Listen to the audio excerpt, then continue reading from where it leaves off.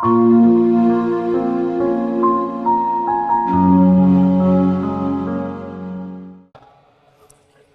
maulid dan haul ini untuk apa? Jangan dijawab, nanti saya jawab sendiri. Haul, maulid itu hanyalah ungkapan cinta seorang hamba kepada nabinya, ungkapan kasih sayang seorang anak kepada ayahnya, ungkapan dari lubuk hati paling dalam dari para santri kepada kiainya. Kira-kira boleh apa tak boleh? Yang namanya ungkapan ekspresi tentu beda-beda. Ada orang minum kopi, kopinya sama, airnya sama, gelasnya sama, tokonya sama, ceretnya sama, tapi ekspresinya beda. Yang satu minum, yang satu minum, wow. Yang satu minum, wow, amazing. Beda orang, rambut sama hitam, isinya macam-macam. Maka ada yang mengungkapkan cintanya kepada Nabi Muhammad SAW dalam bentuk syair. Maulaya salli wa sallim man abada ala habibika khairil khalqi kullihim ya Rabbi bil Mustafa balligh maqasidana waghfir lana ma madha ya wasi'al karami. Tapi enggak semua orang bisa begitu. Bagi saya Pak Ustadz, saya enggak mau yang mazhab hiruk pikuk, saya mau mazhab ketenangan. Terus kamu sholawat gimana? Bagi saya sholawat yang tidak bersuara, sholawat dalam keheningan. Silakan, selama kita bisa mengungkapkan cinta kita, mudah-mudahan cinta kita ini diakui oleh Nabi Muhammad sallallahu alaihi. Ada seorang laki-laki berkulit hitam, budak, hamba sahaya dari Afrika Utara. Orang Afrika Utara itu kulitnya cuma dua, hitam dan hitam sekali. Dia datang memeluk Nabi Muhammad sallallahu alaihi wasallam. Kata Nabi, kenapa kamu peluk saya? Saya bukan Quraisy, saya bukan Arab, saya hamba sahaya, saya berkulit hitam, saya miskin, saya susah, amal saya tidak banyak. Saya belum yakin di akhirat bisa bertemu denganmu, maka saya peluk engkau di dunia. Apa jawab Nabi Muhammad sallallahu alaihi wasallam? Al mar'u ma'a man ahab. Orang akan bersama dengan siapa yang dia cintai. Apakah Bapak Ibu Saudaraku cinta kepada Nabi Muhammad sallallahu alaihi wasallam? Mudah-mudahan cinta kita ini berbalas dengan syafaat Nabi Muhammad sallallahu alaihi wasallam. Mohon maaf, jangan tersinggung ya. Apakah jamaah yang seramai ini penuh jalan, halaman, masjid semua ini ada paksaan dari Bapak Kapolres dan Dandim? Enggak ada. Ada pembagian surat tanah sertifikat? Enggak ada. Ada pembagian sembako? Semuanya datang karena cinta kepada Rasulullah sallallahu alaihi wasallam. Apakah Nabi mencintai kita? Ya. Nabi Muhammad sallallahu alaihi wasallam datang ke Taif. Dia tidak disambut dengan tala'al badru alaina. Ustaz Abdul Somad tadi begitu datang, tala'al badru alaina min saniyatil wada. Saya sudah siap-siap mau turun, ternyata terus ke sana. Habis ke sana balik lagi ke sini. Nabi tidak disambut dengan tala'al badru alaina. Dia tidak disambut dengan marhaban ya nural aini.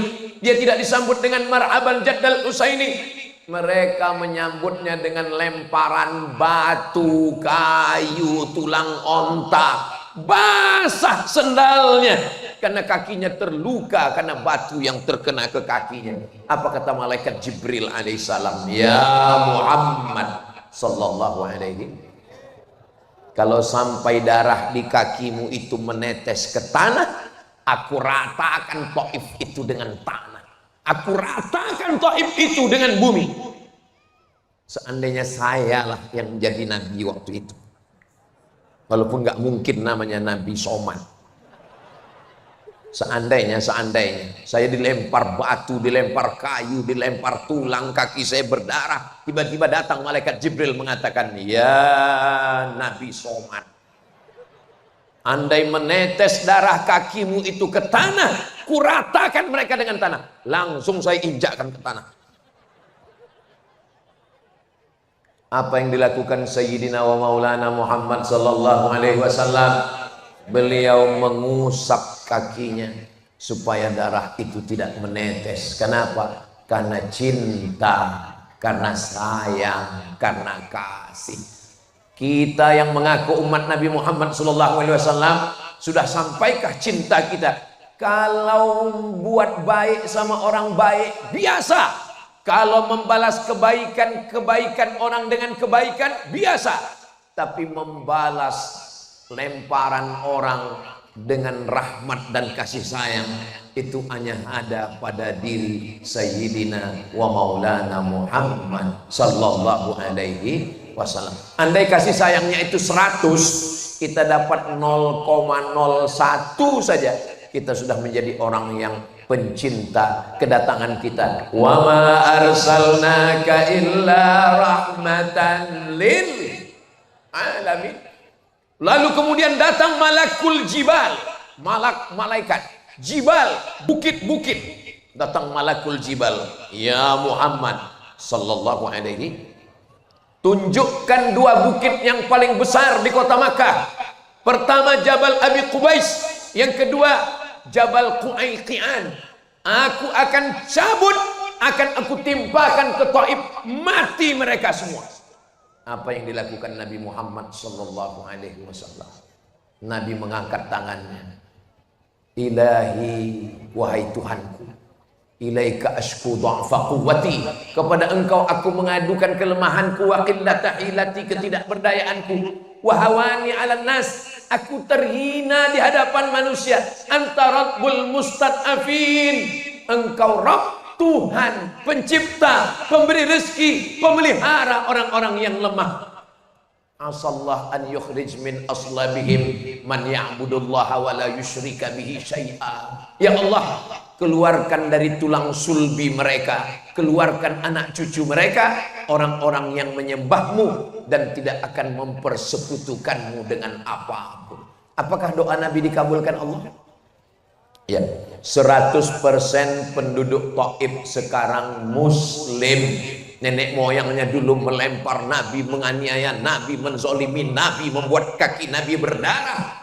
Tapi kemudian Nabi tidak menyalahkan anak cucunya. Kita sekarang, tetangga salah pasang atap, tetangga salah parkir, yang kita doakan sampai 7 turunan. Bahkan sebelum meninggal, pesannya ketika ditanya, apa pesan bapakmu dulu sebelum meninggal? Tolong kalau nikah, jangan nikahkan anakmu, cucumu, cicitmu, cucutmu dengan tetangga depan. Tapi kita mengaku umat Nabi Muhammad sallallahu alaihi wasallam. Sebenarnya kekurangan kita ini cuma satu. Kurang apa? Kurang cinta. Mudah-mudahan dengan maulid ini bertambah kecintaan kita kepada Nabi, lalu melimpah cinta itu ke dalam hati kita insyaallah. Amin ya rabbal alamin. Lalu kemudian Nabi sallallahu alaihi wasallam melihat ada seorang laki-laki membawa seekor kambing. Lalu kambing itu dia seret. Setelah dia seret, dia jatuhkan ke tanah. Setelah dia jatuhkan ke tanah, dia ambil pisau. Dia asah itu pisau di depan mata kambing. Bayangkan cemasnya kambing melihat mata pisau. Kedua mata saling bertatapan, mata kambing dan mata pisau. Nabi melihat, apa kata Nabi? Aturidu antumitaha mautatin, apakah kamu mau membuat kambing ini mati berkali-kali? Kalau kasih sayang kepada manusia biasa, tapi kasih sayang kepada kambing Jadi Nabi itu bukan hanya sekedar berperi kemanusiaan, tapi juga berperi perkambingan. Tapi jangan gara-gara ini, ala Ustaz Somad ini ngomong-ngomong kambing. Tadi saya lihat dia makan sate kambing, dia makan gulai kambing. Saya tidak menyakiti kambing, tapi kalau kambing sudah dimasak, haram disia-siakan. Allahumma barik lana fima razaqtana wa qina azabannar. Yummy. Yang mau kita kaji ini bukan masalah makan daging kambing. Yang mau kita kaji adalah bahwa cinta kepada makhluk Allah tidak hanya manusia, kambing. Maka kata Nabi, jangan kamu buat kambing ini mati berkali-kali. Makanya kalau nyembelih kambing matanya ditutup. Kalau menyembelih kambing ngasah pisaunya di belakang. Maka kata Nabi, keluarlah hadisnya, idza dzabhtum fa ahsinuz dzabhah. Kalau kamu menyembelih, sembelih dengan pisau yang tajam. Falyu'idda syafratahu, tajamkan pisaunya. Wal yurih dzabihatahu, dan buat binatangnya mati tenang.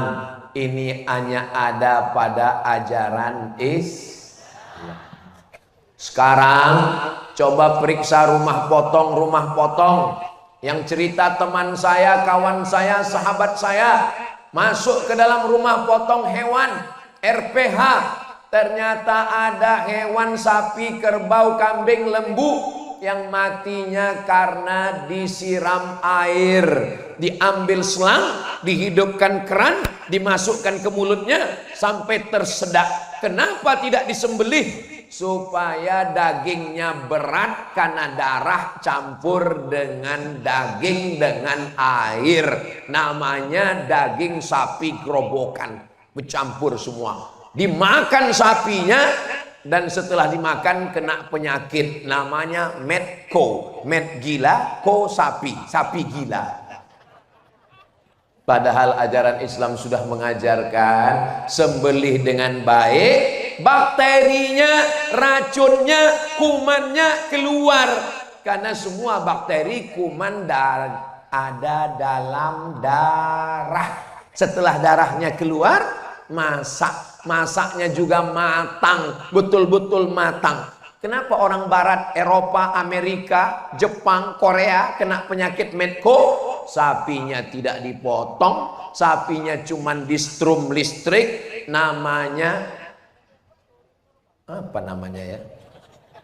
Ada pistol, tapi pelurunya nggak keluar. Dia hanya ditembakkan ke kening, nanti sapinya jadi bodoh. Tolong ibu jangan pakai ini untuk menembak suami. Kalau skalanya sampai 8, mati. Tapi kalau skalanya 7, tembak otak kecilnya, sapinya cuma bodoh. Ini kalau dipakai ke suami, ini modelnya. Papa, saya mau arisan, pel lantai, ganti pempes anak, dah apa-apa. Nah itu kalau ada yang model begitu, ini udah kena stunning.